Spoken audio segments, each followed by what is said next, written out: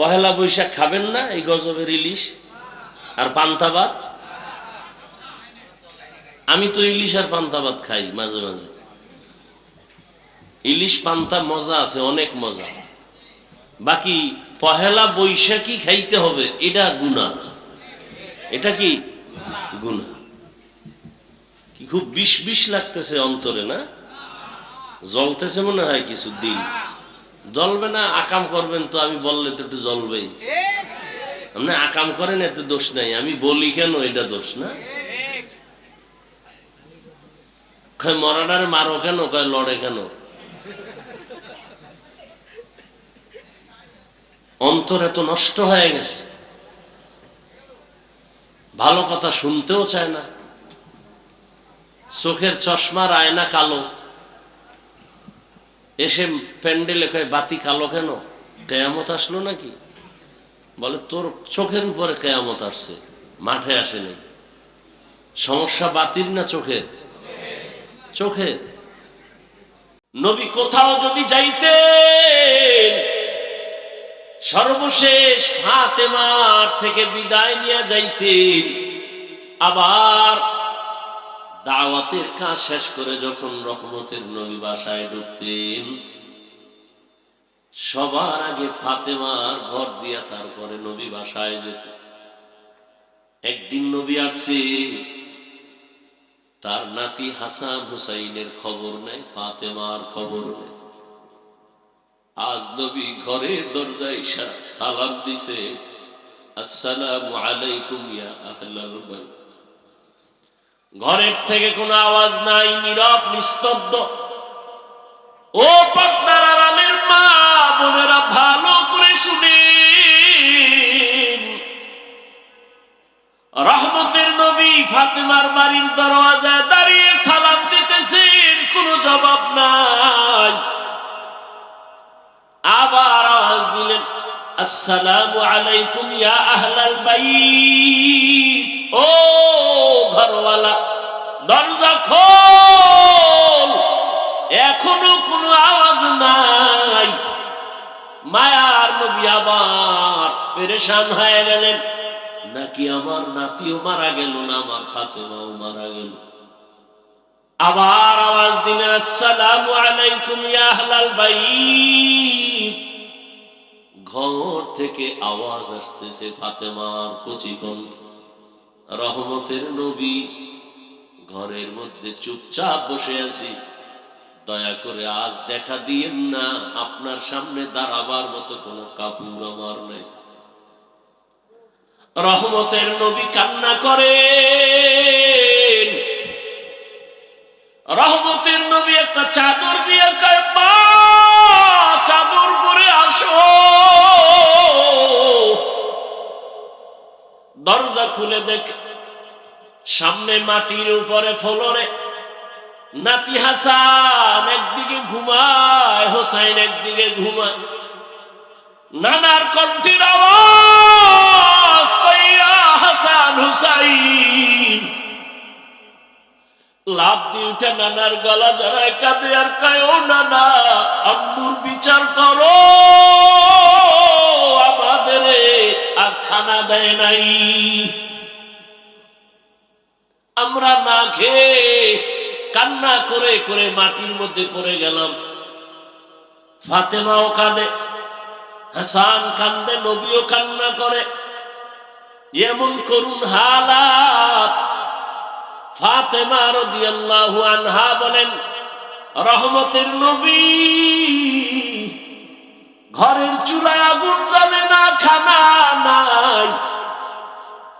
আমার সন্তান, আপনার নাতি হাসান হুসাইন কাঁদতেছে, কি দিব? পাতিলার মধ্যে পাত্রে পানি গরম করে সান্ত্বনা দিয়েছি, একটু অপেক্ষা কর, খানা রেডি হবে তারপরে খাবি। ওরা কান্না করতে করতে মাটির মধ্যে ঘুমিয়ে পড়েছে। রহমতের নবী কান্না করে, নবী খেজুর বের করে দিলে, নেও খেজুর, আমি খাই, তোমরাও খাও।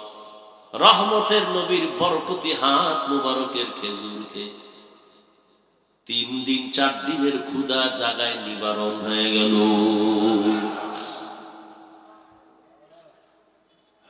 আল্লাহ তাআলা বলেন, রহমতের নবী আসছেন মক্কা নগরীতে।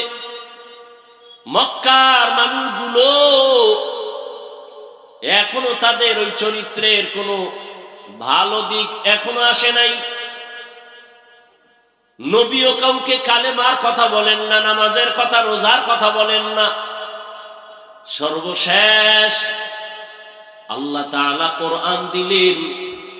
40 বছরের পরে রহমতের নবী কোরআন পেয়ে দাওয়াতের কাজ শুরু করেন, আর মানুষকে বলে এক আল্লাহর ইবাদত করো, আল্লাহর কাছে মাথা নত করো, ইবাদত করো, মূর্তি পূজা ছেড়ে দাও। কিছুদিন পরে রহমতের নবী আবার বলে রহমানের ইবাদত করো। মুশরিক বেঈমানেরা কয়, ও আব্দুল্লাহর সন্তান, এতদিন তুমি এক আল্লাহর কথা বলেছো, আজ আবার তুমি রহমানের কথা বলো।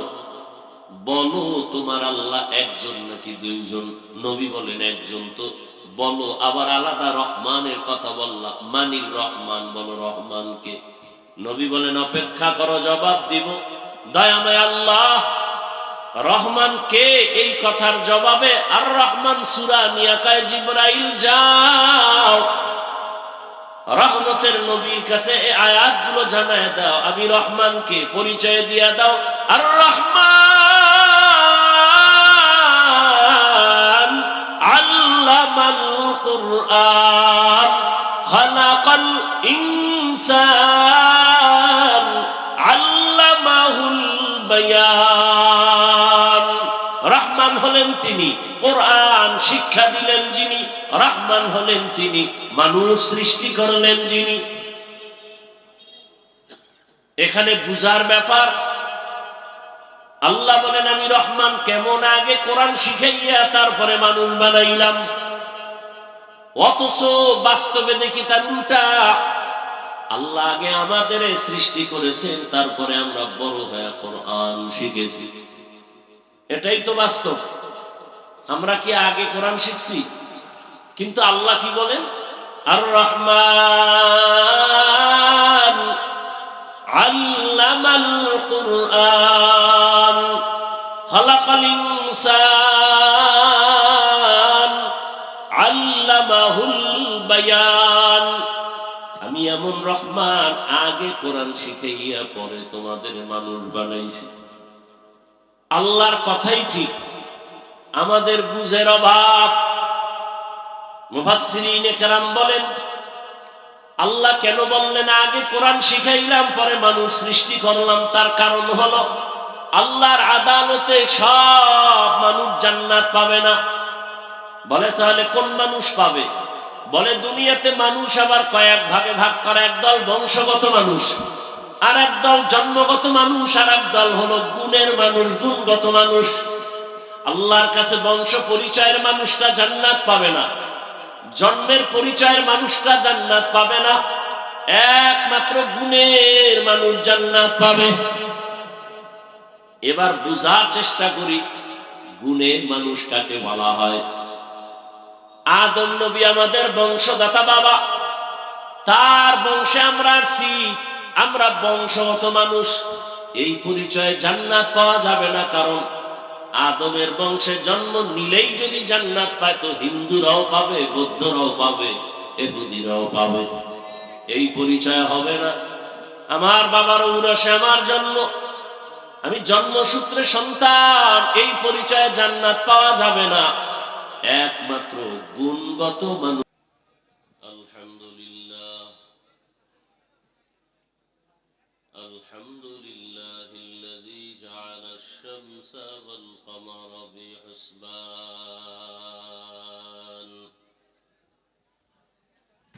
ওয়ান নাজমা ওয়াশ-শাজারা ইয়াসজুদান ওয়া ফাদ্দালা জামানান আলা জামান কামা ফাদ্দালা মাকানান আলা মাকান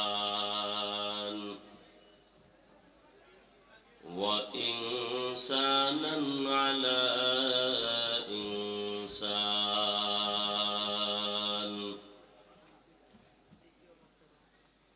ونشهد أن لا إله إلا الله وحده لا شريك له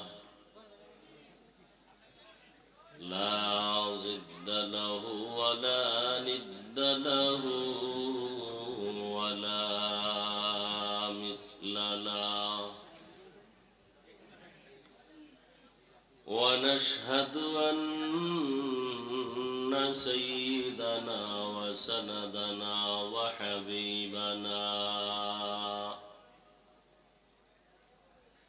وحبيب ربنا وطبيبنا وطبيب قلوبنا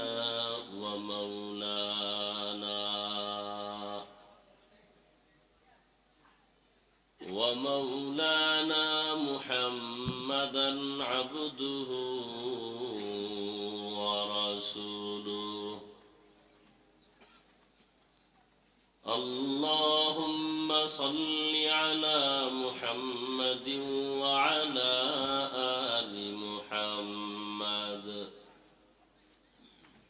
كما صليت على إبراهيم وعلى آل إبراهيم إنك حميد مجيد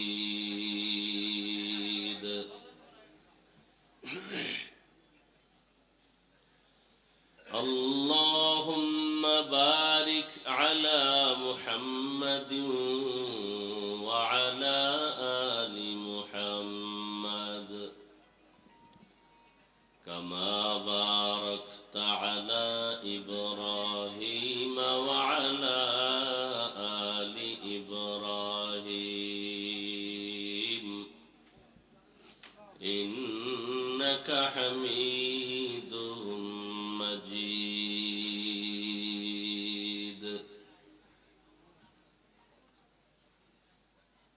وبعد فأعوذ بالله من الشيطان الرجيم بسم الله الرحمن الرحيم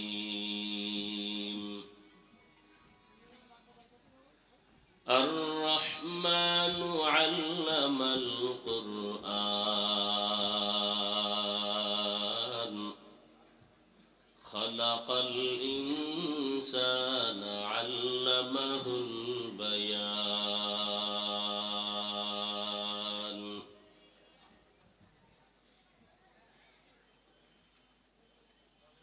وقال النبي صلى الله عليه وآله وسلم خيركم من تعلم القرآن وعلمه صدق الله مولانا العظيم وصدق رسوله النبي الأمي الكريم ونحن على ذلك من الشاهدين والشاكرين والذاكرين والحمد لله رب العالمين سبحانك لا علم لنا إلا ما علمتنا إنك أنت العليم الحكيم رب اشرح لي صدري ويسر لي أمري واحلل عقدة من لساني يفقه قولي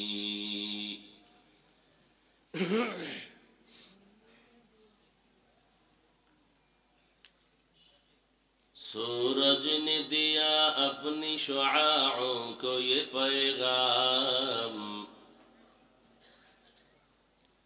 सूरज ने दिया अपनी शुआओं को ये पैगाम दुनिया है अजब चीज को भी सुबह को भी शाम दुनिया है अजब चीज कभी सुबह कभी शाम।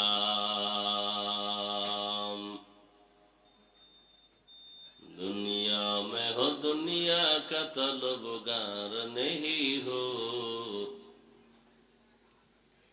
दुनिया में हो दुनिया का तलबगार नहीं हो। बाजार से गुजर हो खरीदार नहीं हो,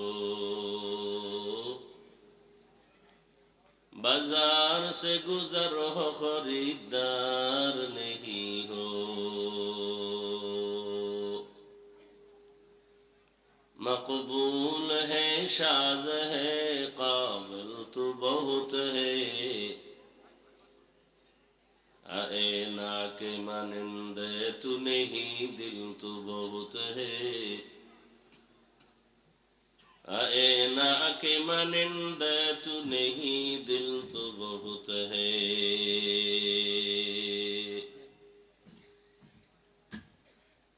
অধ্যকার মাহফিল 11 এপ্রিল 2026।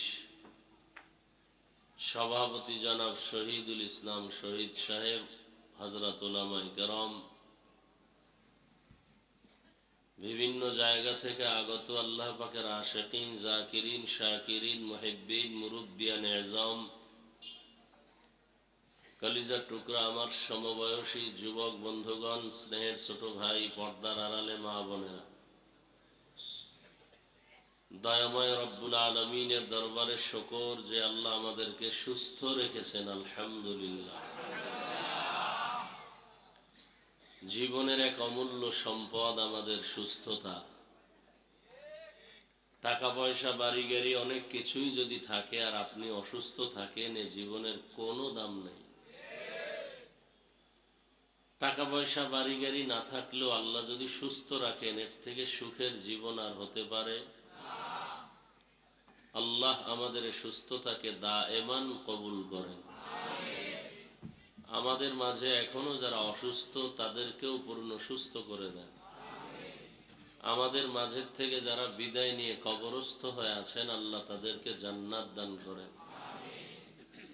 রমজানুল মুবারকের ঈদ, ঈদুল ফিতর, এর পূর্বে ও পরে যারা দুর্ঘটনায় হঠাৎ করে জীবন দিয়ে দিল, পানির মধ্যে, গাড়ির নিচে, যেই মৃত্যুর ঘটনাগুলো দেখে সহ্য করা যায় না, আল্লাহ তাদেরকে শহীদি মর্যাদায় জান্নাত দান করুন। আমাদেরকে আল্লাহ চলার পথে কুদরতের দ্বারা ইজ্জতের সাথে হেফাজতের ব্যবস্থা করুন।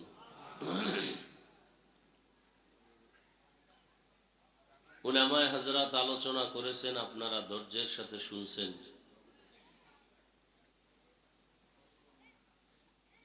আমার আসতে একটু বিলম্ব হয়েছে, মূলত সংকট, গাড়ি নিয়ে আসা, তেলের সমস্যা, যুদ্ধের পরিস্থিতি কারণে এক পর্যায়ে নিয়ত করেছিলাম আজকে আর আসা হবেই না। মাগরিবের সময় ভিন্ন ব্যবস্থা করে এরপরে আসছি, রওনা দিয়েছি মাগরিবের নামাজের পরে ঢাকার থেকে। যদি গাড়ি না হতো তো আজকে আর আসতাম না।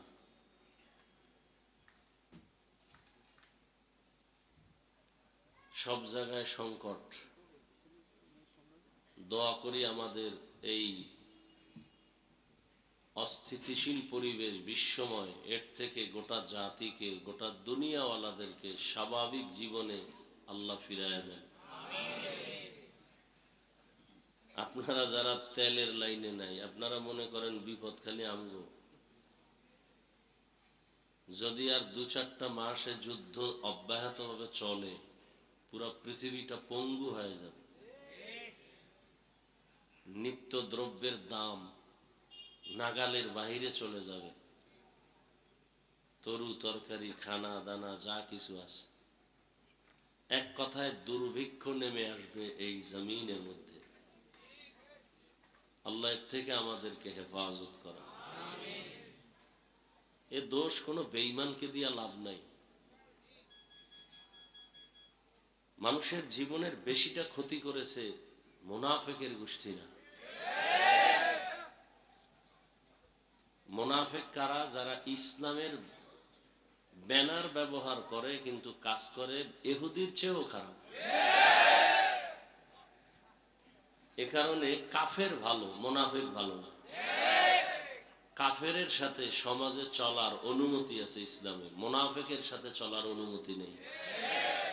কিন্তু মুনাফিক চিনবেন কি করে? আমার মতোই তো সব টুপিওয়ালা বাগড়িওয়ালা, বরং আমাদের থেকে তাদের চেহারা আরো ভালো, আরো স্মার্ট।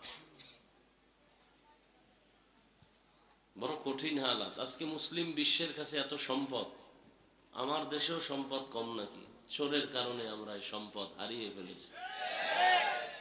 সৌদি আরব, লেবানন, কুয়েত, কাতার, ইরাক, এরপরে মিশর, সব মুসলমান এক হয়ে গেলে আমেরিকা কেন, রাশিয়া কেন, কোন বেঈমানের চোখ উঠায় তাকাবারও তো সুযোগ নেই।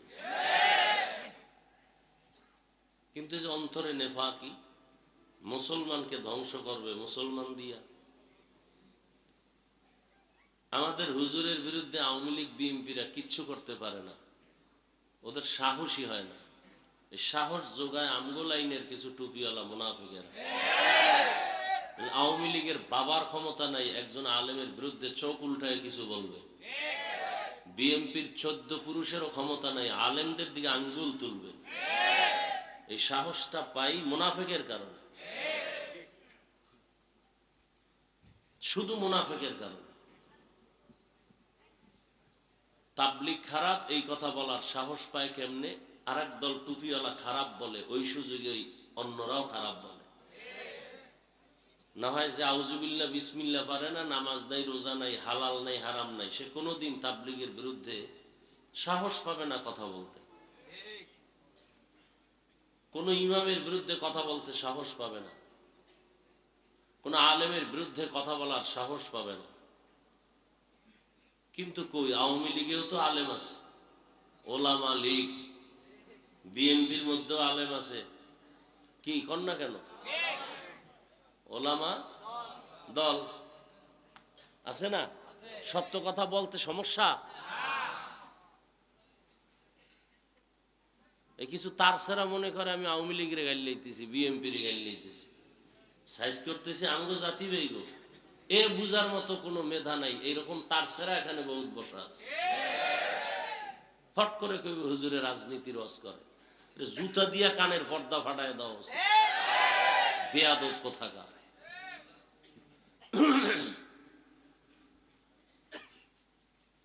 আওয়ামী লীগ করে এরকম আলেম নাই?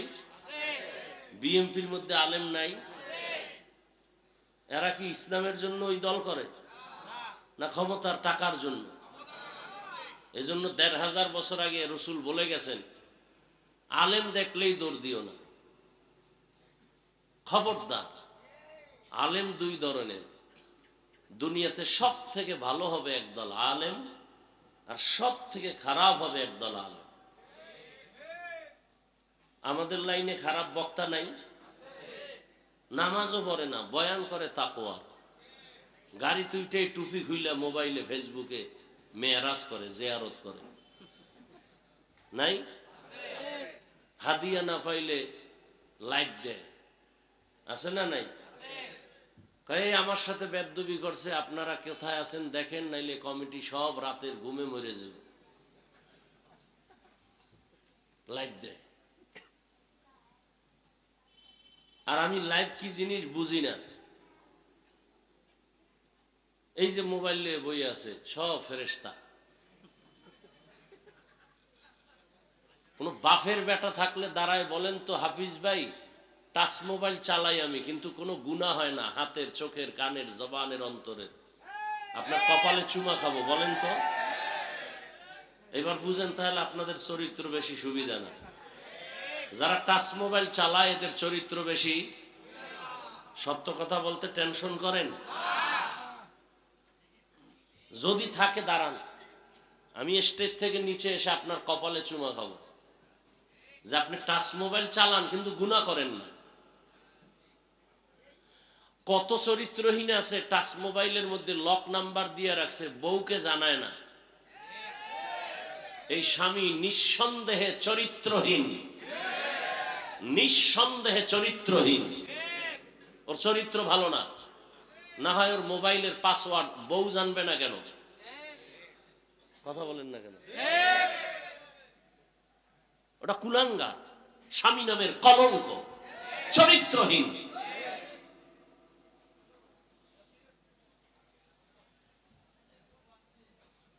যেই স্ত্রী মোবাইলে লক নাম্বার রাখে, স্বামীকে জানতে দেয় না, ওই স্ত্রীটাও চরিত্রহীন। আল্লাহ হেদায়েত দান করুন। বসছেন বেহেশতের বাগানে, মোবাইলটা লইয়া করতেছেন কবিরা গুনাহ। বাহ, চান কপাল। হ্যাঁ, বসছেন বেহেশতের বাগানে। কেমন বাগান? রসুল বলেন বসার সাথে সাথে সব গুনাহ মাফ। কিন্তু চান কপাল্লারা মোবাইল নিয়ে ছবি উঠায়, করতেছে কবিরা গুনাহ, কবিরা গুনাহ, কবিরা গুনাহ। যারা মোবাইল নিয়ে ছবি তুলতেছে, পৃথিবীর কোন মুফতি সাহেবের বাবার ক্ষমতা নাই এই ছবি উঠানো হালাল বলার কোন সাহস আছে? স্পষ্টই ছবি তোলা হারাম, হাজার কোটিবার কবিরা গুনাহ হারাম।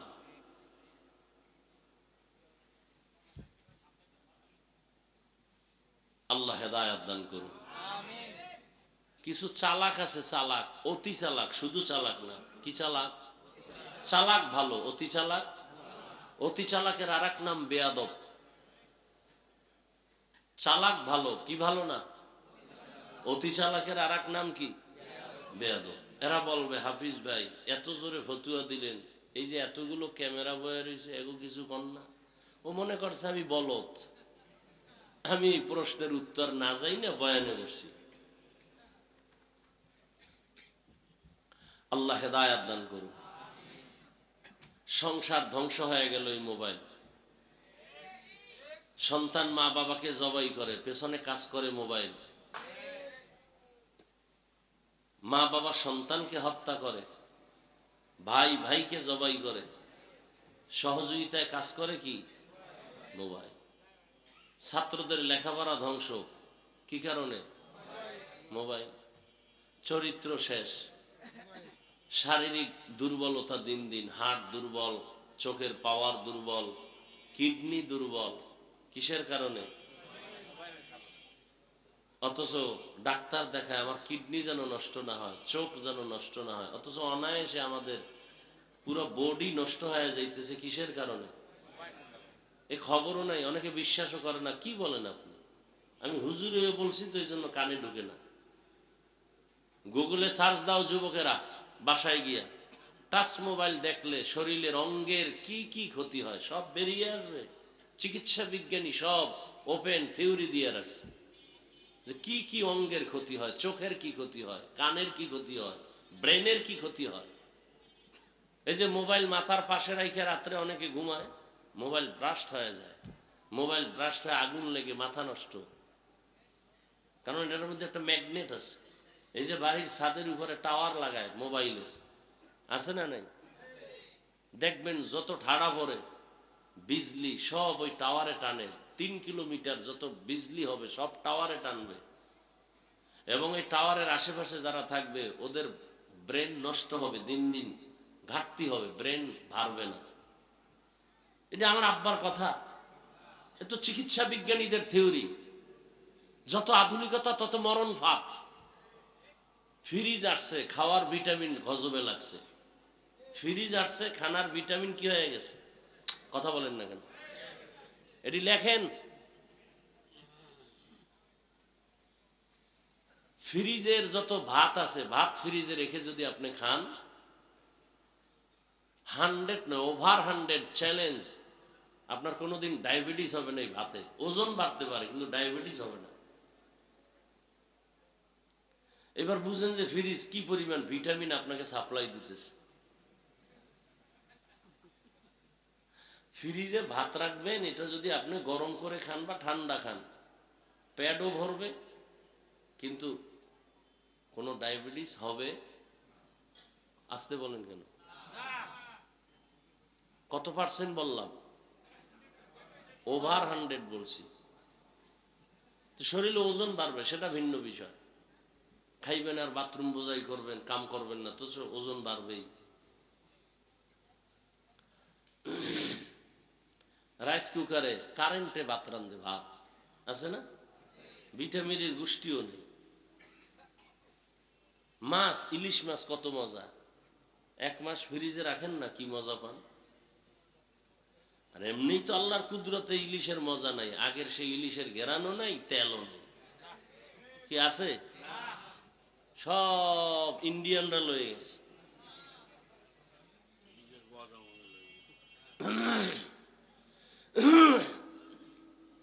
পহেলা বৈশাখ খাবেন না এই গজবের ইলিশ আর পান্তা ভাত?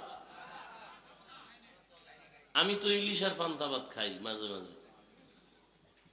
ইলিশ পান্তা মজা আছে, অনেক মজা। বাকি পহেলা বৈশাখী খাইতে হবে, এটা গুনাহ। এটা কি গুনাহ? কি খুব বিষ বিষ লাগতেছে অন্তরে না? জ্বলতেছে মনে হয় কিছু দিন। জ্বলবে না, আকাম করবেন তো, আমি বললে তো একটু জ্বলবেই। আপনি আকাম করেন, এতে দোষ নাই, আমি বলি কেন এটা দোষ না? কয় মরাডারে মারো কেন, কয় লড়ে কেন। অন্তর এত নষ্ট হয়ে গেছে, ভালো কথা শুনতেও চায় না। চোখের চশমার আয়না কালো, এসে প্যান্ডেলে কয় বাতি কালো কেন, কেয়ামত আসলো নাকি? বলে তোর চোখের উপরে কেয়ামত আসছে, মাঠে আসে নাই। সমস্যা বাতির না চোখের? চোখের। তাবলিগ ভালো, পীর মুরিদি ভালো, কওমি মাদ্রাসা ভালো, আলেম ওলামা ভালো, যারা ভালো বলে না এদের অন্তর খারাপ।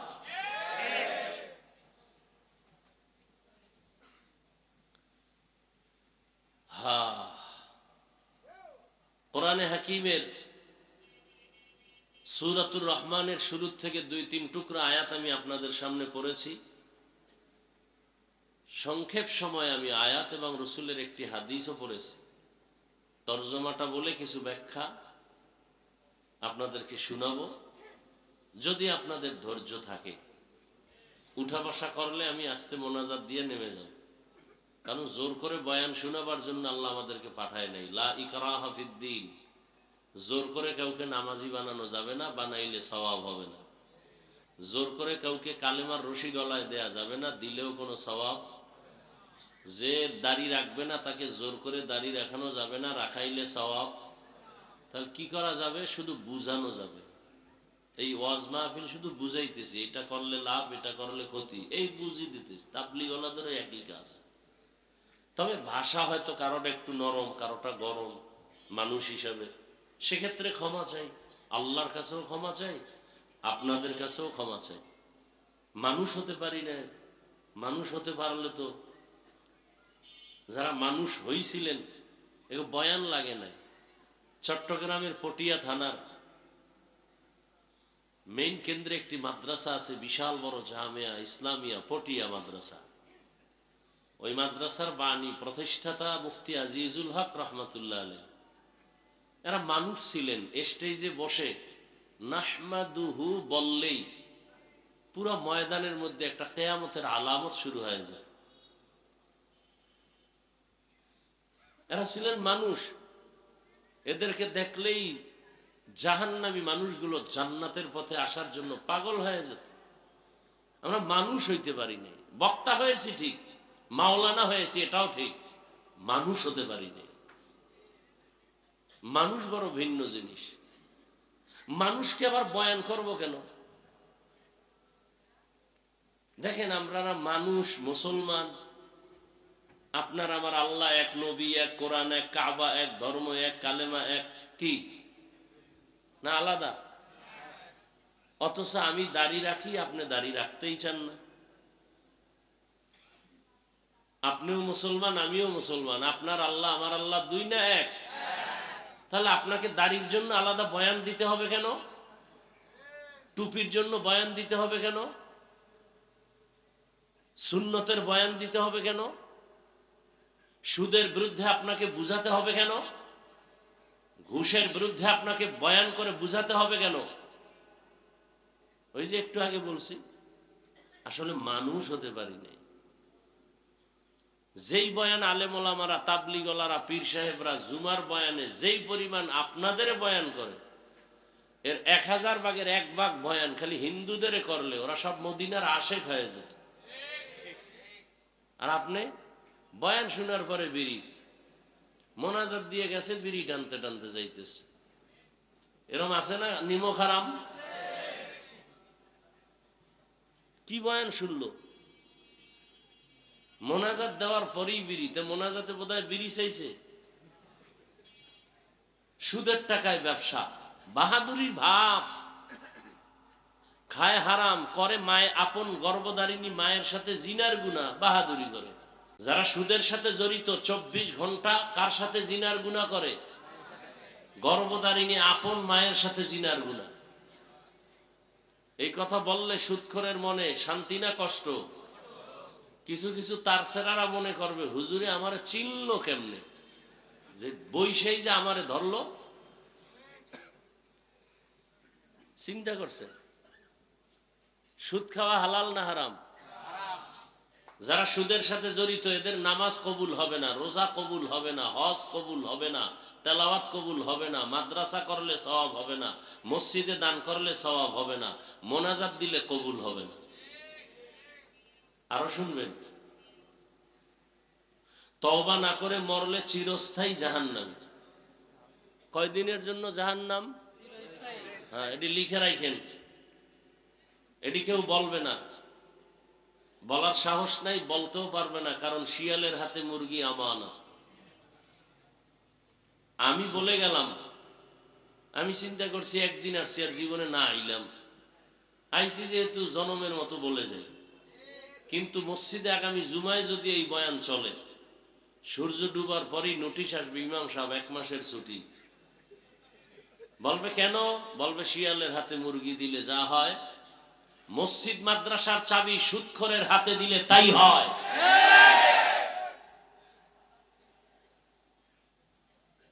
আল্লাহ হেদায়েত দান করুন। সুদখোরের মতো নিকৃষ্ট মানুষ দুনিয়াতে নাই।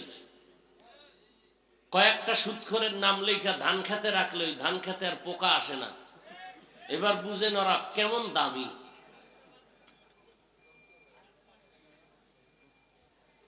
তবে আপনি লিখে দিলে হবে না, ভালো কোনো আমলওয়ালার দ্বারা লেখাই নিতে হবে।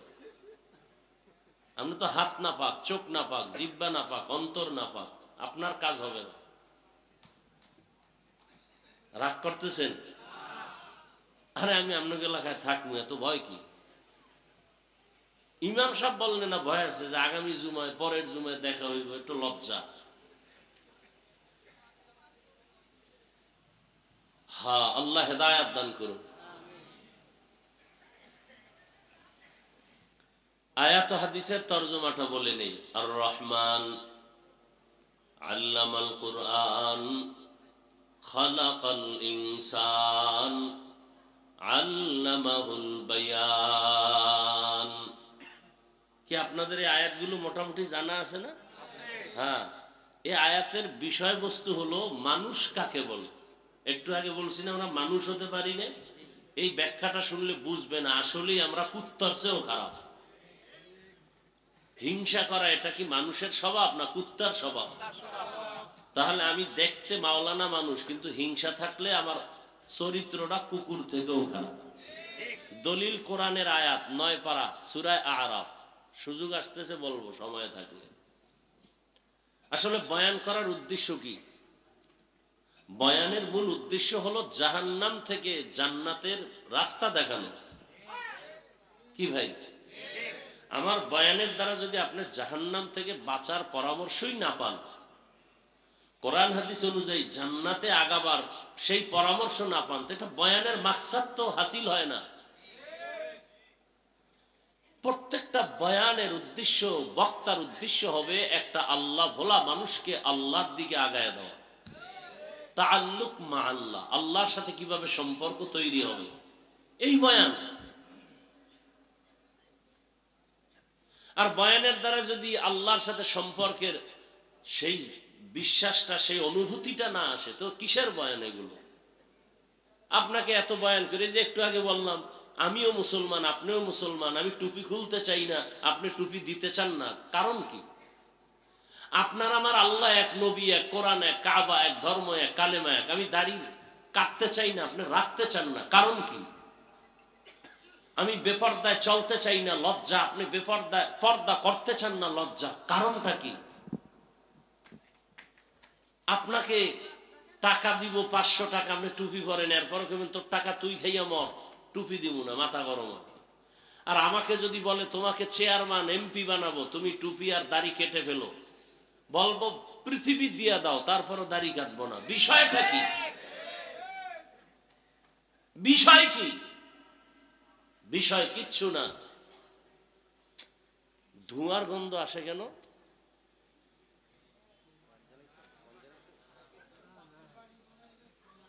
হ্যাঁ, প্রচন্ড ধোঁয়ার আসতেছে গন্ধ, বিড়ির গন্ধ না, ধোঁয়া ধোঁয়া ধোঁয়া, এটা কোথাও কিছু জ্বালাচ্ছে, মহা মুসিবত, আমাদের জন্য খুব ক্ষতিকর এই বিষয়গুলো। ওই আইসা ঢুকছি রুমে, একেবারে হুজুরে আসবে, একেবারে খুব মোহাব্বত লাগে, এমন স্প্রে মারছে, 5 মিনিট গামছা দিয়া নাকটা আটকায় রাখছে, আবেগ, কঠিন ধোঁয়ার গন্ধ আসতেছে, অসহ্যকর অবস্থা, কঠিন অবস্থা, শ্বাস বন্ধ হয়ে যাওয়ার অবস্থা। এরা চিন্তা করে যে হুজুরে আসছে যেহেতু একটু টের পেয়ে যাক, আমরা এই সিফার ভিতরে আসি।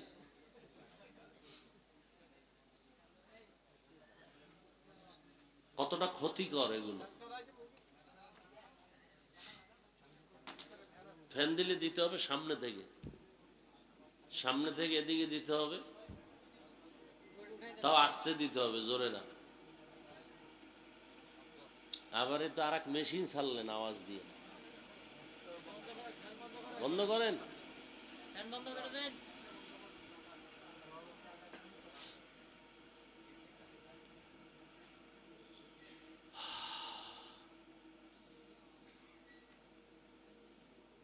আল্লাহ বলেন আর রহমান, রহমান হলেন তিনি, আল্লামাল কুরআন, কোরআন শিক্ষা দিলেন যিনি, খালাকাল ইনসান, রহমান হলেন তিনি, মানুষ সৃষ্টি করলেন যিনি, আল্লামাহুল বায়ান, রহমান হলেন তিনি, বয়ান শিক্ষা দিলেন যিনি।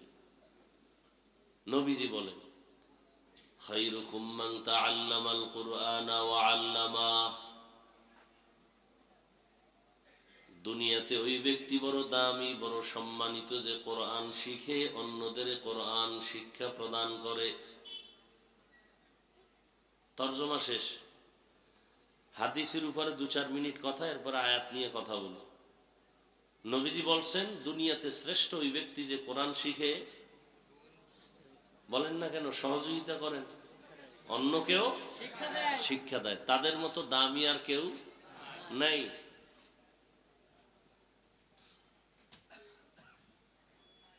এটার দ্বারা কি মাকসাদ, কি উদ্দেশ্য কি, খুব খেয়াল করুন। যেমন মাদ্রাসায় ওস্তাদ ছাত্রদেরকে ডাইরেক্ট পড়ায়, পড়ো আলিফ বা তা, এটা ডাইরেক্ট কোরআন শিখানো। এই ওস্তাদের যেমন মূল্য, ছাত্রের যেমন শ্রেষ্ঠত্বের মূল্য, ঠিক তেমনি ভাবে যারা কোরআনের ব্যাখ্যা শিখায়, যেমন এখানে কোরআন হাদিসের বয়ান হবে, আপনারা শিখবেন, আমরা 2-4টি কথা বলবো, এটাও ওই হাদিসের মিসদাক অনুযায়ী শ্রেষ্ঠ মজলিস। এ কারণে নবীজি কি বলছেন এই মজলিসটা সম্পর্কে? নবীজি বলেন যারা কোরআন ও হাদিসের মজলিসে বসবে আর উলামায়ে আহলে হকদের 2টি কথা কোরআন হাদিস থেকে শুনে 2-একটা মাসআলা মুখস্থ করবে, শিখবে, এক মাসআলার বরকতে 100 রাকাত নফল নামাজের সওয়াব পেয়ে যাবে। যদিও মজলিসে অনেকগুলো ইসলামের বিধিবিধান শিখতে পারে, নবীজি বলেন 1000 রাকাত নফল নামাজের সওয়াব পেয়ে যাবে। আরো কত বরকতের কথা। এই যুবক, ঢুকলা কেন আর উঠো কেন? আমাদের ক্ষতি করার জন্যই আল্লাহ তোমাদের দুনিয়ায় পাঠাইছেন। জীবনে উপকার হবে না তোমাদের দ্বারা। হ্যাঁ, এইটাই কাম। শুরু করতে পারলাম না, ব্যারাম শুরু হয়ে গেছে। তা তো বৃষ্টি হয় ভালো ছিল, তুফান টুফান হয়ে যাইতো, ঘুমাইতাম বাসায়। মানুষের কোনো নিয়ামতের কোনো কদর নেই।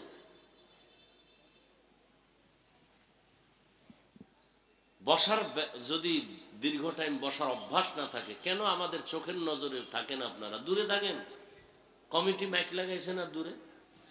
আপনাদের ব্যারামওয়ালাদের জন্যই তো এত দূরে মাইক লাগানো, যে বহু দূরে বসে বিড়ি টানবেন আর ওয়াজ শুনবেন, ফজর নামাজ না পড়ে ঘুমাবেন, খালাস। আমাদের সামনে আসবেন, বসবেন, আবার ডিস্টার্ব কেন করবেন? অন্যের ক্ষতি কেন করবেন বলেন? কত মানুষ বসে বয়ান শুনতেছে, আপনি উঠে গিয়ে কতটা ডিস্টার্ব করেন।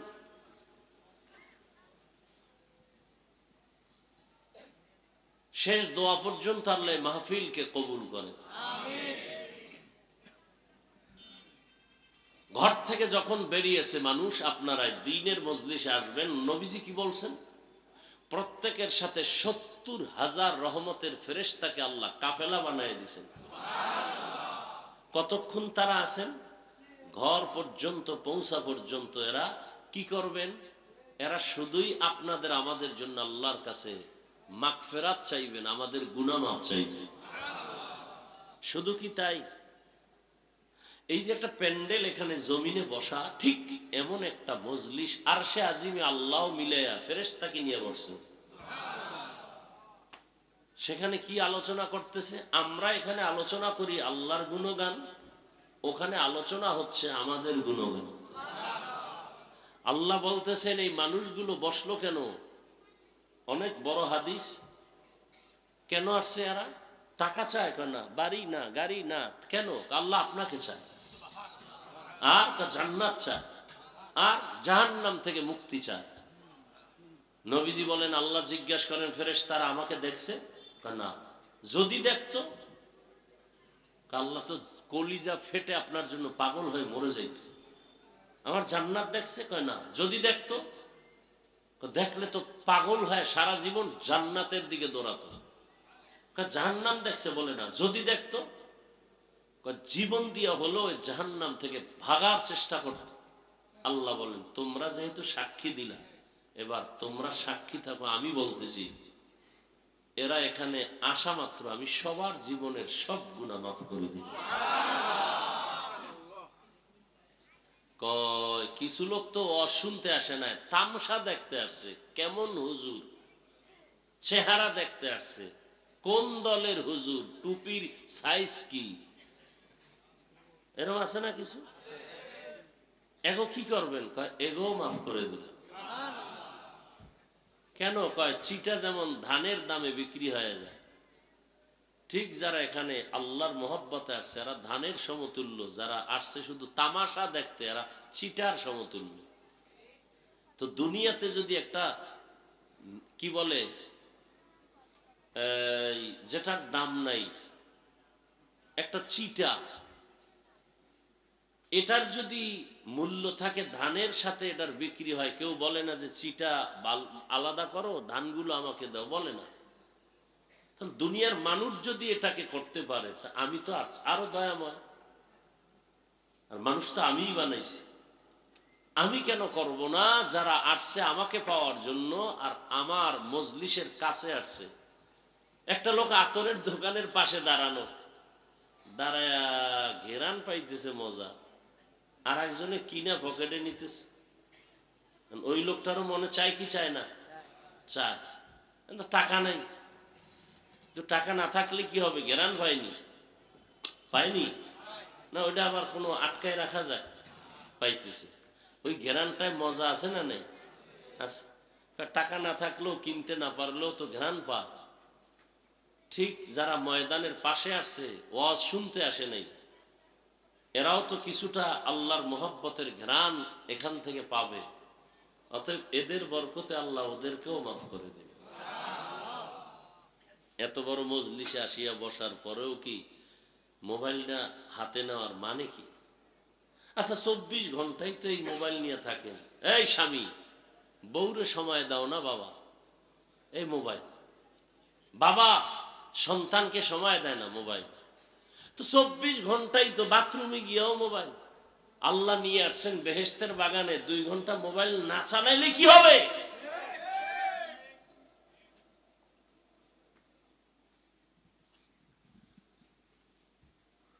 সবসময় তো মোবাইল নিয়ে থাকেন। বেহেশতের বাগানে 1-1.5 ঘন্টা মোবাইল হাতে না আনলে কি হবে, কি ক্ষতি হবে বলেন?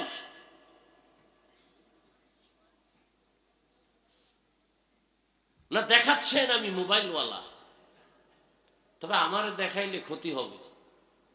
বয়ানের পরে দেখবেন জিনেরা মোবাইল নিয়ে গেছে। বহু জিন এখানে আছে মোবাইল নেওয়ার জন্য।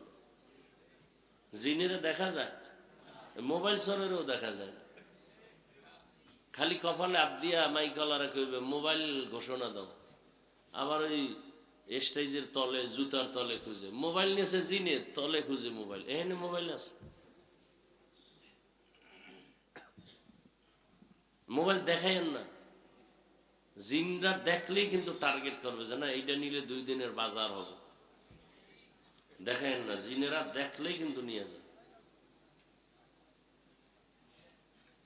শেষে আমও যাবে, সালাও যাবে। আল্লাহ, তাহলে এটা একটা শ্রেষ্ঠ মজলিস। কিসের কারণে? কোরআনের কারণে।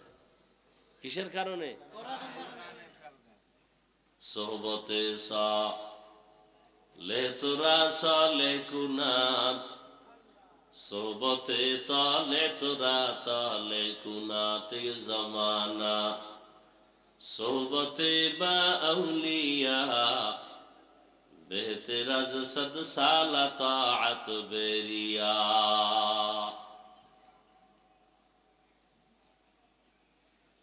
কোরআনের বরকতে এত সম্মান,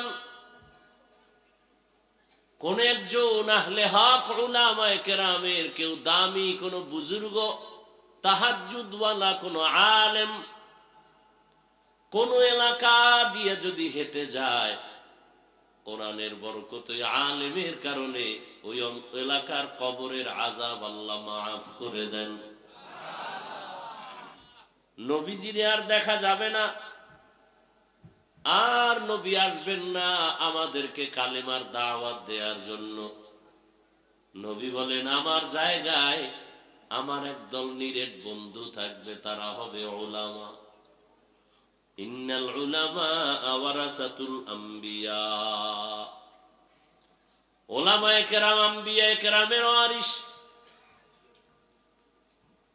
এদের দাম কত জানো?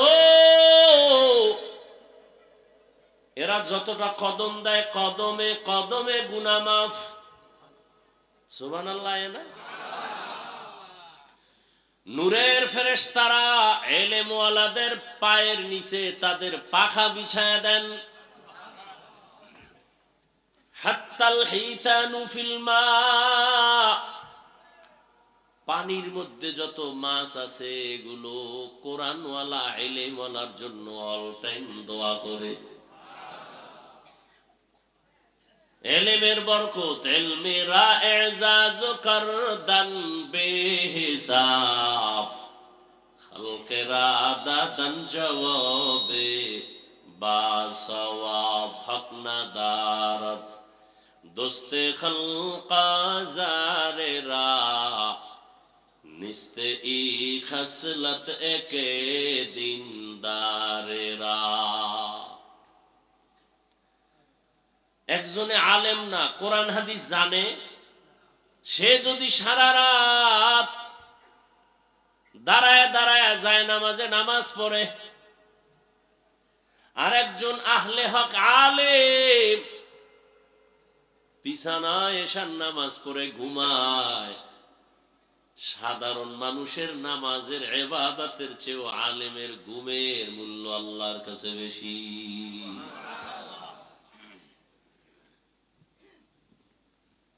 হা, কত মর্যাদা! কিয়ামত পর্যন্ত এই জাতিকে জান্নাতের পথ দেখাবে একমাত্র উলামায়ে আহলে হক।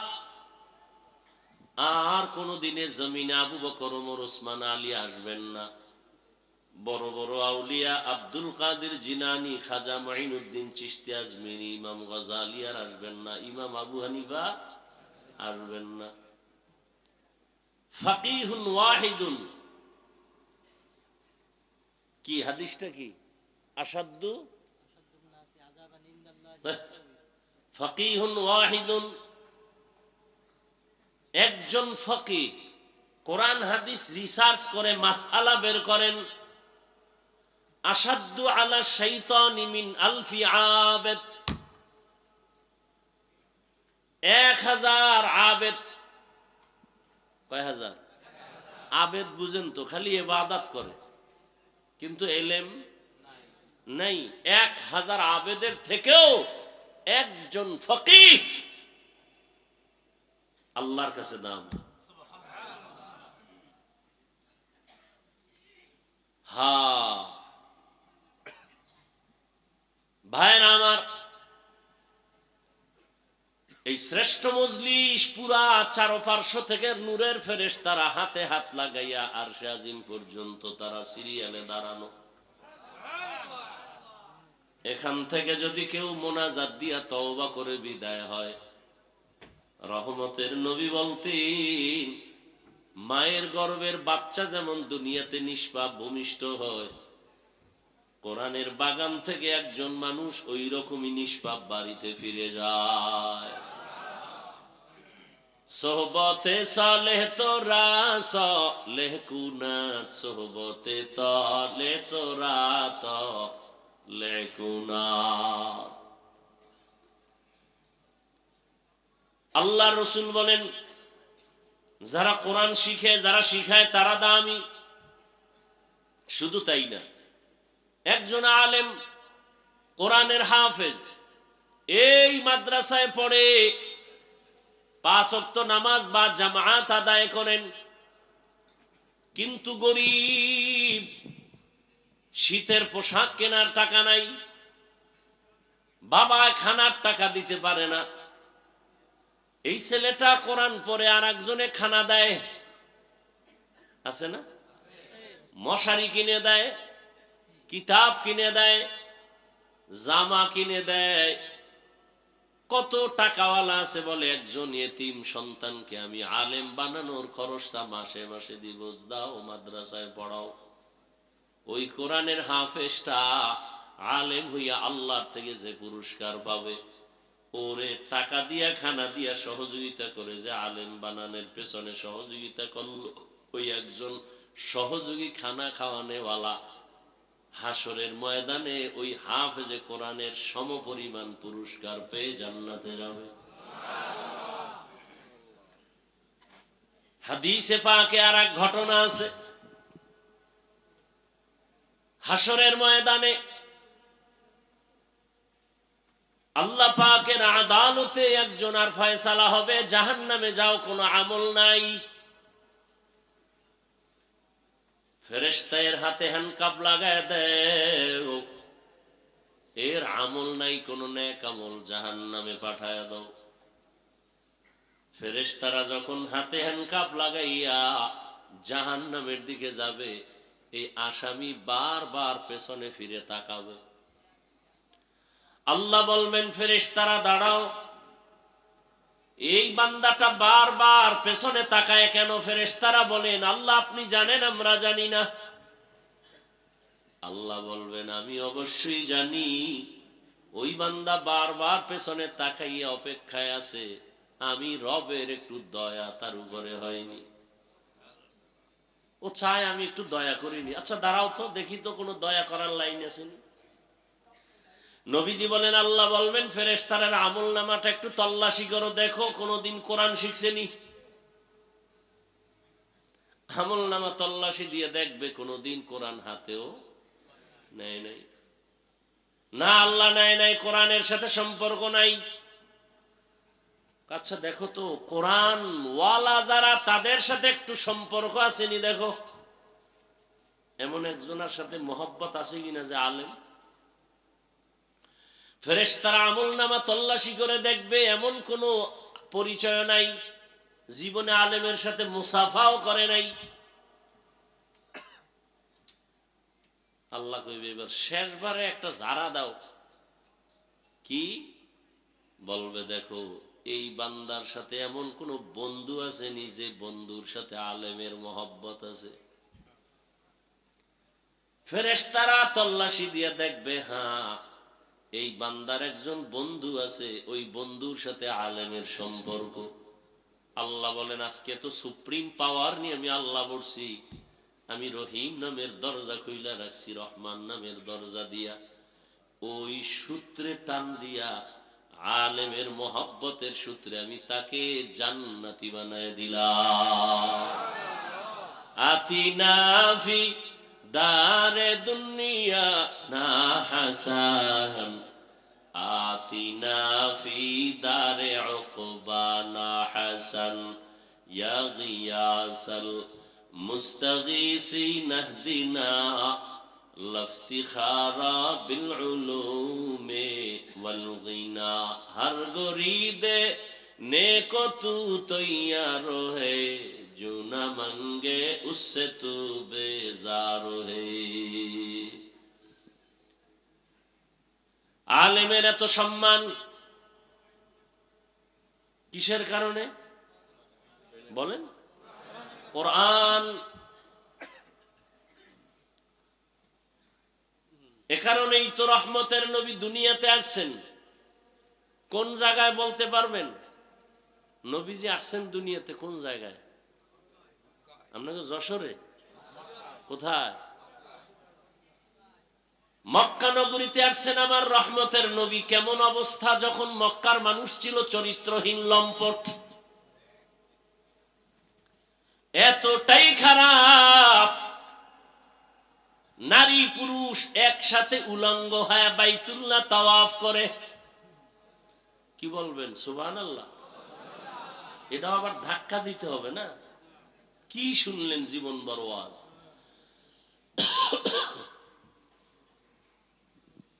এতটাই খারাপ,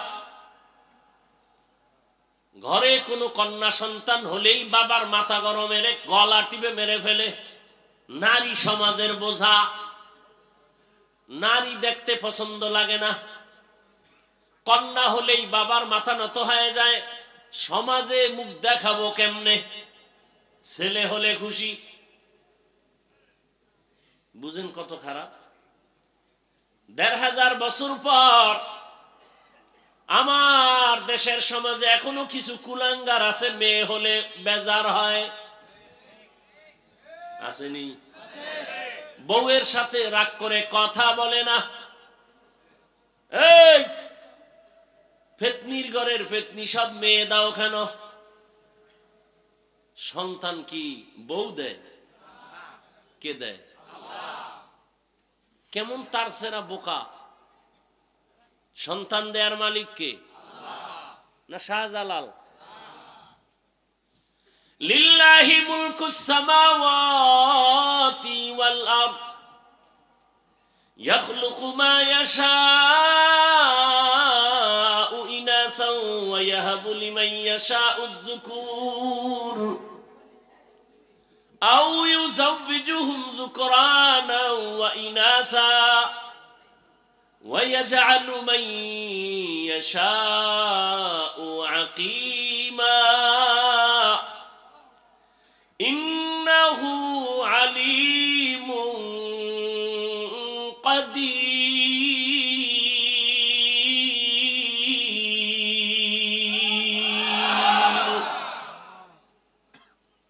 আসমান জমিনের মালিক কে? খালি মানুষের পাওয়ারের মালিক জনগণ,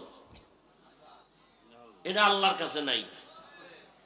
হ্যাঁ, যদি কেউ বলে সব ক্ষমতার মালিক জনগণ, কে? সব ক্ষমতার মালিক কে? আহা, অতুইজ্জু মান তাশাউ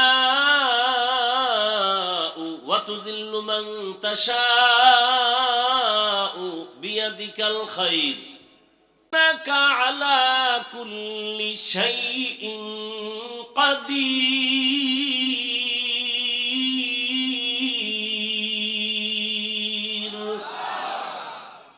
সব ক্ষমতার মালিক কাদের কুদরত দারি বার কামাল আনতা রব্বি আনতা হাসবি জুল জালাল তুহি কাদের জলিলুল্লাহ জাহাদার বহর হালে তুহি মেরা নেগাহদার। কষ্ট হইতেছে না?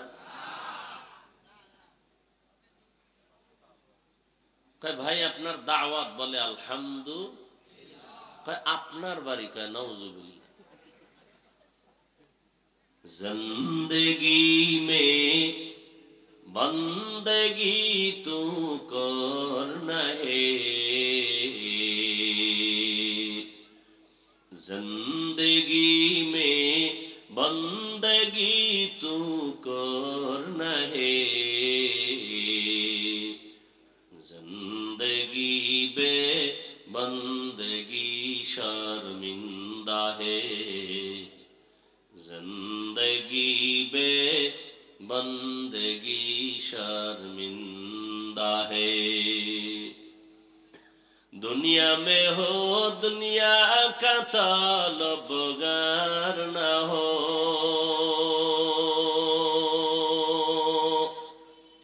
बाजार से गुजरो हो खरीदार न हो, ये दुनिया एक मिसल कागज़ फूल है, ये दुनिया एक मिसल कागज़ फूल है, जिंदगी में बंदगी तू करना है, जिंदगी बे बंदगी शर्मिंदा है, जिंदगी बे बंदगी शर्मिंदा है, जिंदगी में बंदगी कुन बंदगी, बंदगी बे जिंदगी शर्मिंदगी। আল্লাহ তাআলা বলেন, রহমতের নবীকে আমি হেদায়েতের বার্তা নিয়ে পাঠিয়ে দিলাম। মক্কার মানুষ এতটা খারাপ, কন্যা পছন্দ করে না, গলা টিপে মেরে ফেলে। কন্যা সমাজের বোঝা। অথচ আল্লাহ বলেন, সন্তান আমি দেই, কাউকে ছেলে দেই, কাউকে মেয়ে দেই, কাউকে দোনোটা দেই, কাউকে কোনোটাই দেই না।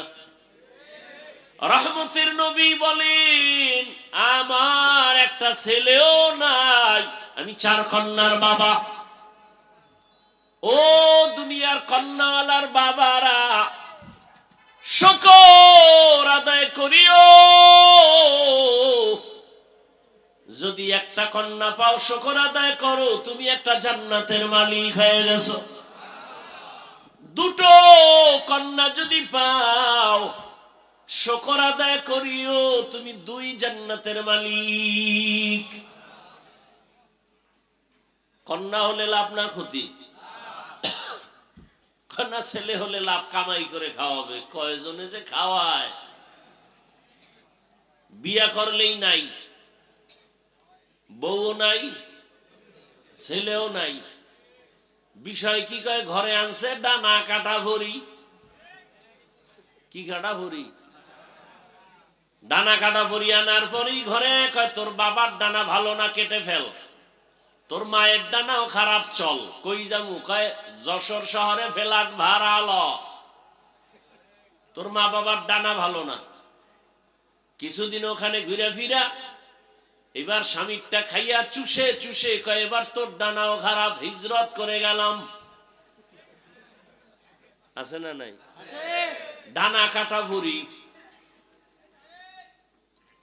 এটার ব্যাখ্যা কি আমি বুঝি না। আল্লাহ হেদায়েত দান করুন। সন্তান দেওয়ার মালিক কে? ছেলেকে দেন, মেয়েকে দেন, দোনোটা কে দেন? কোনোটাও দেন না, ক্ষমতা কার? আর আপনি স্লোগান দেন ছেলে হোক মেয়ে হোক, দুটোর বেশি নয়, একটা হলে আরো ভালো হয়, না হইলে আরো ভালো। আহা, কপাল পুড়েছে আমার, আল্লাহর জাতের কসম। ইসলাম রহমতের নবী, নারীর মর্যাদা যে পরিমাণ বাড়িয়েছে, দুনিয়াতে কোন ধর্মে নারীর মর্যাদা বাড়ায় নাই। সব ধর্মে নারীর উপরে করেছে জুলুম, ইসলাম নারীর দিয়েছে অধিকার, নারীর সম্মান। এটা না বুঝার কারণে আমগো কিছু মারা রাস্তায় নেমে বলে আমগো অধিকার আদায় করতে চাই। কেমনে কয়? পুরুষ মাটি কাটবে আমরাও কাটবো, অধিকার আদায় করুন। আল্লাহ হেদায়েত দান করুন। একটা সন্তান, কন্যা সন্তান বাবার ঔরসে থাকবে, সম্মান, বাবা তার রক্ষণাবেক্ষণ করবে। মেয়েটা বিয়া দেওয়া পর্যন্ত কোনো চাপ দেওয়া যাবে না, কষ্ট দেয়া যাবে না। স্বামীর ঘরে যাবে, স্বামী তার লালন পালনের ভরণ পোষণের দায়িত্ব নিবে, স্ত্রী কোথাও কষ্টের কাজ করবে না। আবার যখন বৃদ্ধা হয়ে যাবে, সন্তান মায়ের খেদমত করবে। আল্লাহর ইবাদতের পরে মায়ের খেদমত। ওয়া কাযা রাব্বুকা আল্লা তা'বুদু ইল্লা ইয়াহু ওয়া বিল ওয়ালিদাইনি ইহসানা। আল্লাহর ইবাদতের পরে মা বাবার সাথে ইহসান করো হে সন্তান। ধমক দিয়ে মা বাবার সাথে কথা বলবা না,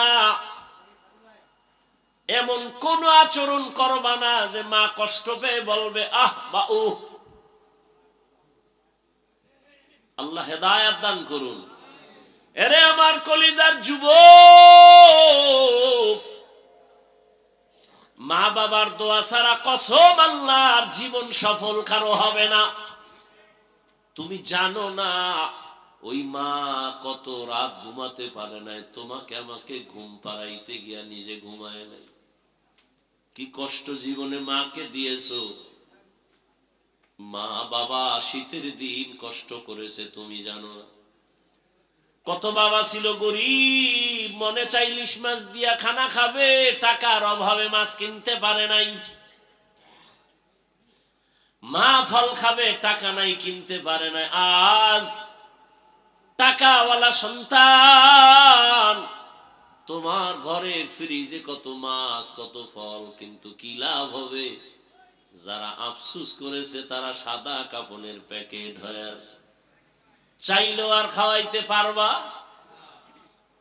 ওই মা বাবা যার বেঁচে আছে, এই রত্ন হারাইও না রে যুবক। ওই মা বাবার থেকে দোয়া নাও, কপাল খুলে যাবে। জাকির নায়ক একজন ডাক্তার, আর আমার দেশের তাসলিমা নাসরিনও একজন ডাক্তার। গোটা দুনিয়ার মানুষ জাকির নায়কের জন্য পাগল।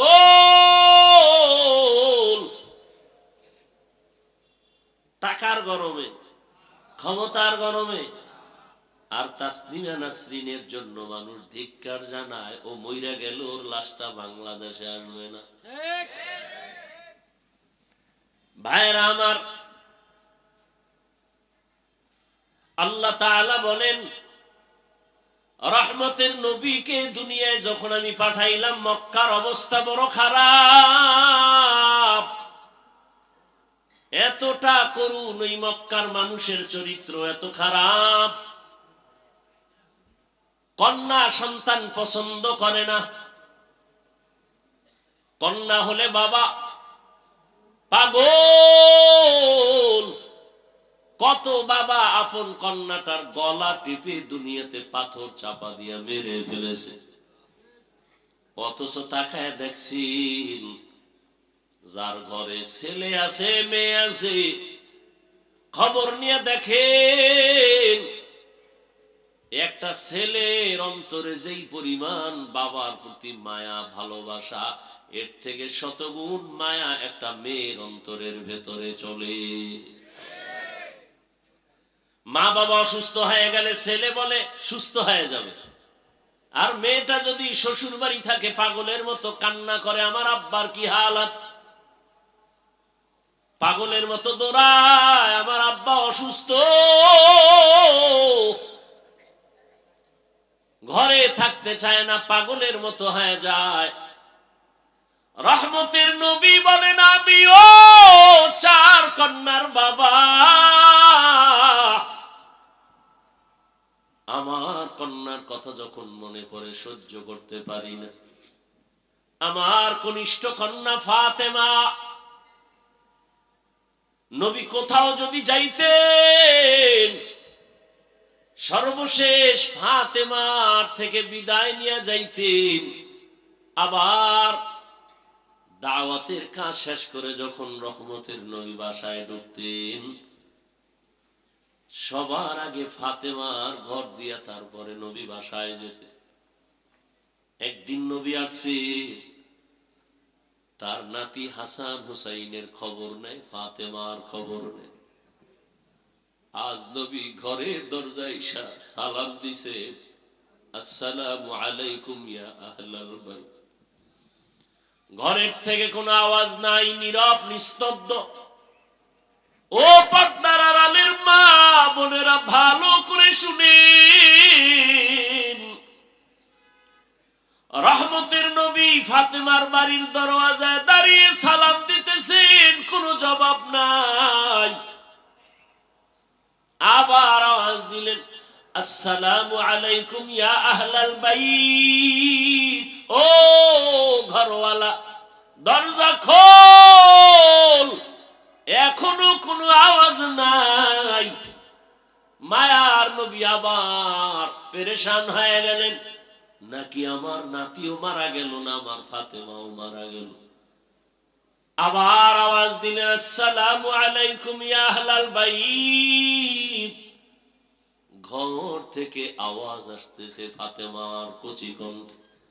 রহমতের নবী, ঘরের মধ্যে চুপচাপ বসে আছি, দয়া করে আজ দেখা দিয়েন না, আপনার সামনে দাঁড়াবার মতো কোনো কাপড় আমার নেই।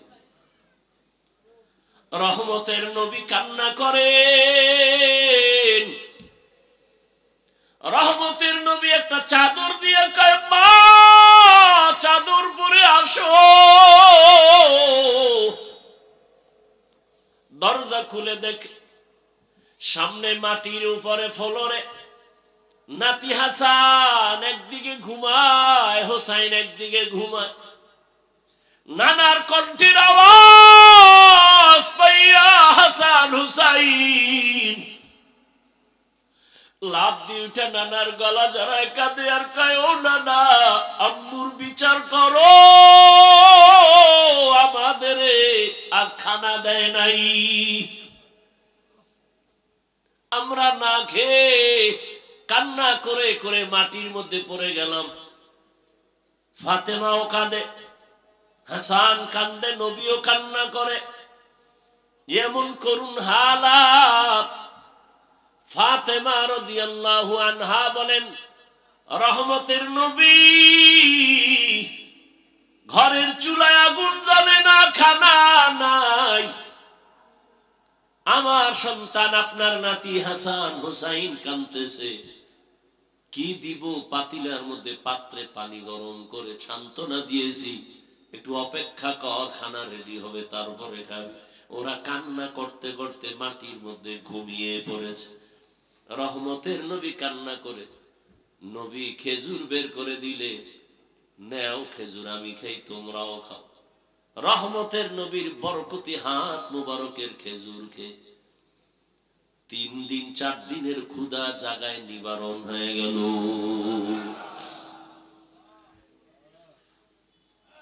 আল্লাহ তাআলা বলেন, রহমতের নবী আসছেন মক্কা নগরীতে। মক্কার মানুষগুলো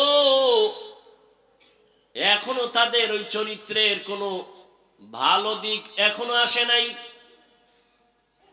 নবীও কাউকে কালেমার কথা বলেন না, নামাজের কথা, রোজার কথা বলেন না। সর্বশেষ আল্লাহ তাআলা কোরআন দিলেন। 40 বছরের পরে রহমতের নবী কোরআন পেয়ে দাওয়াতের কাজ শুরু করেন, আর মানুষকে বলে এক আল্লাহর ইবাদত করো, আল্লাহর কাছে মাথা নত করো, ইবাদত করো, মূর্তি পূজা ছেড়ে দাও।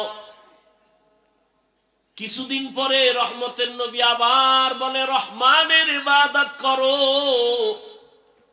মুশরিক বেঈমানেরা কয়, ও আব্দুল্লাহর সন্তান, এতদিন তুমি এক আল্লাহর কথা বলেছো, আজ আবার তুমি রহমানের কথা বলো। বলো তোমার আল্লাহ একজন নাকি দুইজন? নবী বলেন একজন। তো বলো আবার আলাদা রহমানের কথা বললা, মানির রহমান, বলো রহমানকে। নবী বলেন অপেক্ষা করো, জবাব দিব। দয়াময় আল্লাহ রহমান কে? এই কথার জবাবে আর রহমান সূরা নিয়ে কয়, জিবরাইল যাও রহমতের নবীর কাছে এই আয়াতগুলো জানায় দাও, আমি রহমানকে পরিচয় দিয়া দাও। আর রহমান আল্লামাল কুরআন খালাকাল ইনসান আল্লামাহুল বায়ান। রহমান হলেন তিনি, কোরআন শিক্ষা দিলেন যিনি।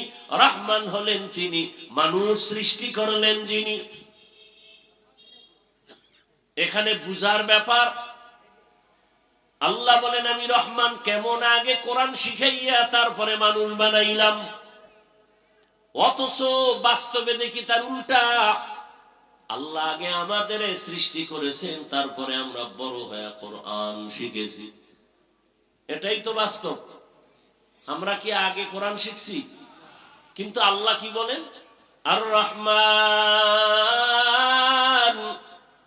আল্লামাল কুরআন খালাকাল ইনসান আল্লামাহুল বায়ান।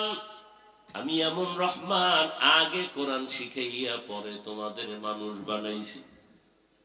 আল্লাহর কথাই ঠিক, আমাদের বুঝের অভাব। মুফাসসিরিনে কেরাম বলেন আল্লাহ কেন বললেন আগে কোরআন শিখাইলাম পরে মানুষ সৃষ্টি করলাম? তার কারণ হলো আল্লাহর আদালতে সব মানুষ জান্নাত পাবে না। বলে তাহলে কোন মানুষ পাবে? বলে দুনিয়াতে মানুষ আবার কয়েক ভাগে ভাগ করে। একদল বংশগত মানুষ, আর একদল জন্মগত মানুষ, আর একদল হলো গুণের মানুষ, গুণগত মানুষ। আল্লাহর কাছে বংশ পরিচয়ের মানুষটা জান্নাত পাবে না, জন্মের পরিচয়ের মানুষটা জান্নাত পাবে না, একমাত্র গুণের মানুষ জান্নাত পাবে। এবার বুঝার চেষ্টা করি গুণের মানুষ কাকে বলা হয়। আদম নবী আমাদের বংশদাতা বাবা, তার বংশে আমরা আসছি, আমরা বংশগত মানুষ। এই পরিচয়ে জান্নাত পাওয়া যাবে না, কারণ আদমের বংশে জন্ম নিলেই যদি জান্নাত পায় তো হিন্দুরাও পাবে, বৌদ্ধরাও পাবে, ইহুদিরাও পাবে। এই পরিচয় হবে না। আমার বাবার ঔরসে আমার জন্ম, আমি জন্মসূত্রে সন্তান, এই পরিচয়ে জান্নাত পাওয়া যাবে না। একমাত্র গুণগত মানুষগুলো জান্নাত পাবে। গুণের মানুষ বুঝার জন্য একটা মূলনীতি মনে রাখবেন। দুনিয়াতে যত বস্তু বানায়, বানানেওয়ালারা এমনি বানায় না, কোনো কাজের জন্য। যেমন আমি মাউথ নিয়ে কথা বলি, মেশিনে তাই না হরেন থেকে কথাটা অনেক দূরে ভাষায় দিতেছে। এক কথায় মাইকওয়ালা মাইক যখন বানাইছে, কি কাজের জন্য? বলে আওয়াজটা দূরে নেওয়ার জন্য। কথা ঠিক না? আজীবন মনে রাখবেন, যেই বস্তুটা যেই কাজের জন্য বানায় ওই কাজটাই হলো ওই বস্তুর গুণ। বলেন তো মাইকের গুণ কি? আওয়াজ দেওয়া। বাতিওয়ালা বাতি বানাইছে কেন? আলো দেওয়ার জন্য। তাহলে বাতির গুণ কি? আলো দেওয়া। পাখাওয়ালা পাখা বানায় কেন? বাতাস দেওয়ার জন্য। পাখার গুণ কি? বাতাস দেয়া। মাইক যদি আওয়াজ না দেয় বলবে এটাকে ভেঙ্গে ফেলে দাও, এটা গুণের মাইক না। বাতি যদি আলো না দেয় বলবে এটা ফেলে দাও, এটা গুণের বাতি না। এবার আমাকে জবাব দেন, দয়াময় রব্বুল আলামিন মানুষ কেন বানাইছেন? কি বিড়ি টানার জন্য? আলেমরে গালি দেওয়ার জন্য? মা বাবার সাথে বেয়াদবি করার জন্য? কেন বানাইছেন? ওয়ামা খালাকতুল জিন্না ওয়াল ইনসা ইল্লা লিয়াবুদুন।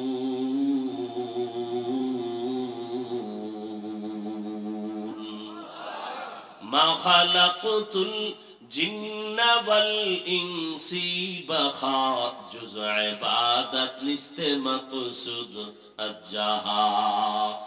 দয়াময় আল্লাহ মানুষ বানাইছেন ইবাদতের জন্য। কোন কাজের জন্য? ইবাদত। অতএব মানুষের গুণের নাম হলো ইবাদত।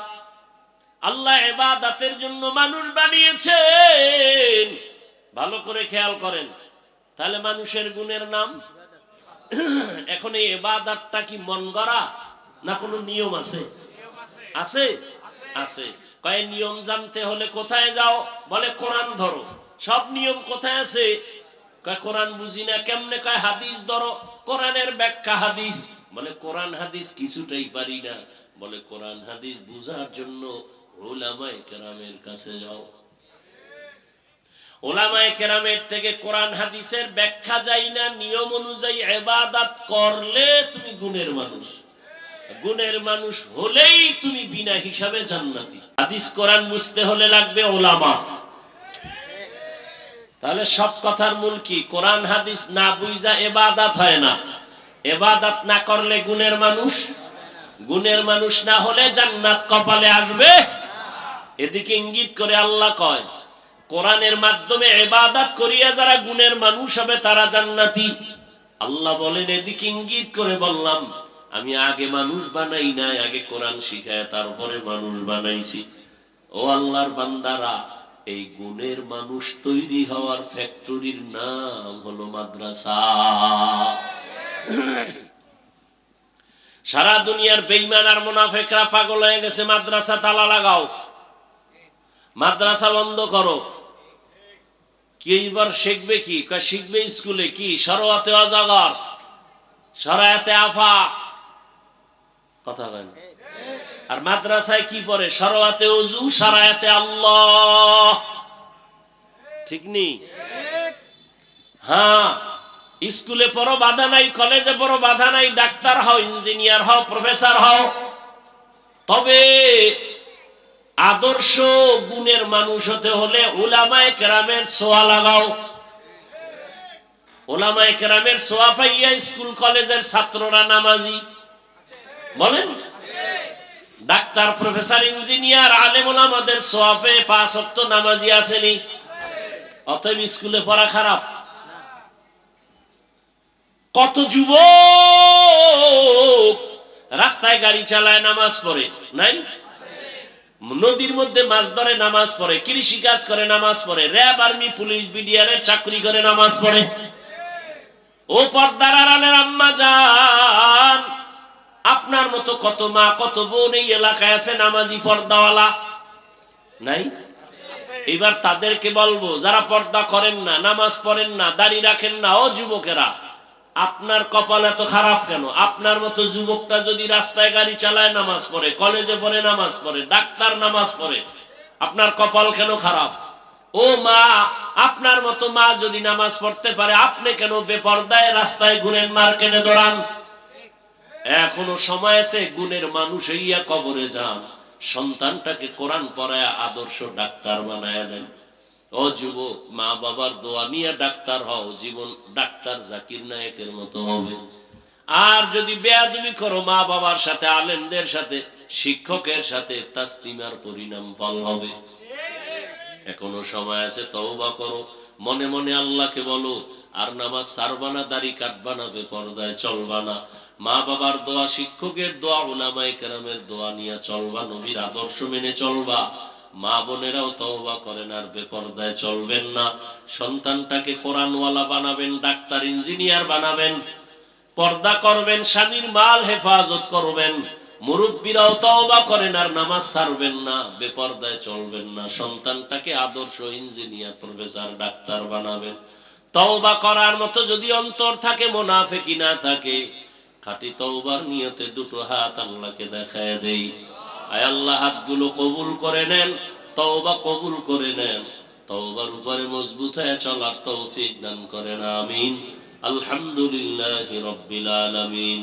والصلاة والسلام على سيد الأنبياء والمرسلين وعلى آله وأصحابه أجمعين يا أرحم الراحمين يا أرحم الراحمين يا أرحم الراحمين رب ارحمهما كما ربياني صغيرا اللهم إنك عفو كريم تحب العفو فاعف عنا اللهم إنا نسألك رضاك والجنة ونعوذ بك من سخطك والنار اللهم إنا نعوذ بك من البرص والجنون والجذام وسيء الأسقام رب العالمين মেহেরবানি করে আপনি আমাদেরকে মাফ করে দেন, ওলামায়ে কেরামদের কবুল করে নেন, মুরব্বী, হাজী সাহেব, ব্যবসায়ী, চাকরিজীবীদের কবুল করে নেন, যুবক ছাত্রদের কবুল করে নেন, পর্দার আড়ালের মা বোনদের কবুল করে নেন,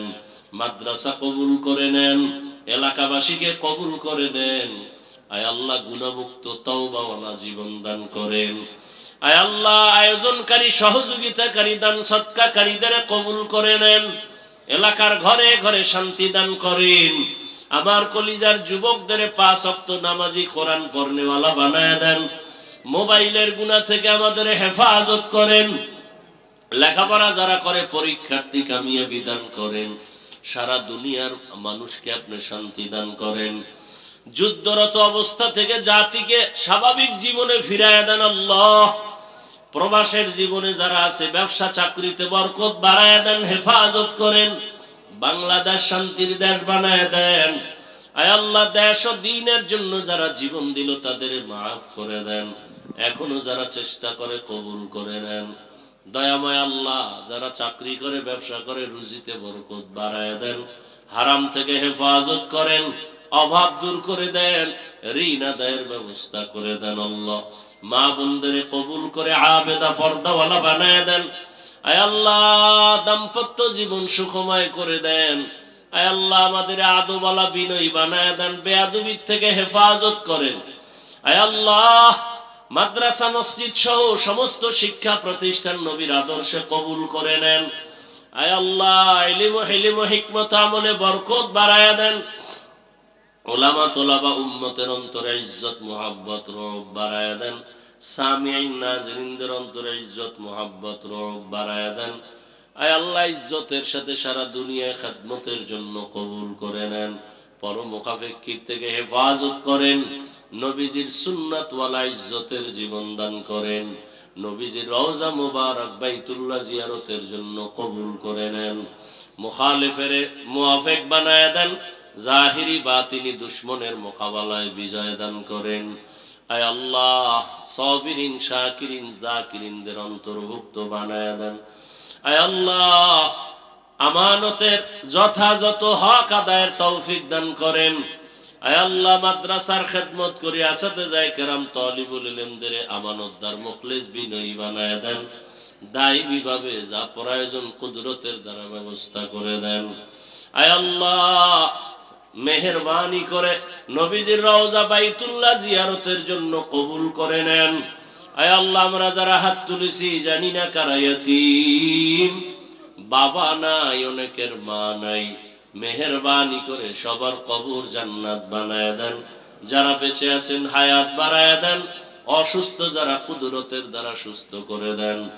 আওয়াজে কথায় রুহানিয়াতে স্পষ্টতা, রব বাড়ায় দেন। আয় আল্লাহ, চলার পথে ইজ্জতের সাথে হেফাজত করেন। আমাদের জানমাল, স্ত্রী, পরিবার, সন্তান কুদরতের দ্বারা হেফাজত করেন। আয় আল্লাহ দীর্ঘ নেক হায়াত দান করেন। নবীজির মুহাব্বতে আমাদের দোয়া কবুল করে নেন। সাল্লাল্লাহু তাআলা আলা খাইরি খালকিহি মুহাম্মাদিন ওয়া আলিহি ওয়া আসহাবিহি আজমাইন বিরহমাতিকা ইয়া আরহামার রাহিমিন।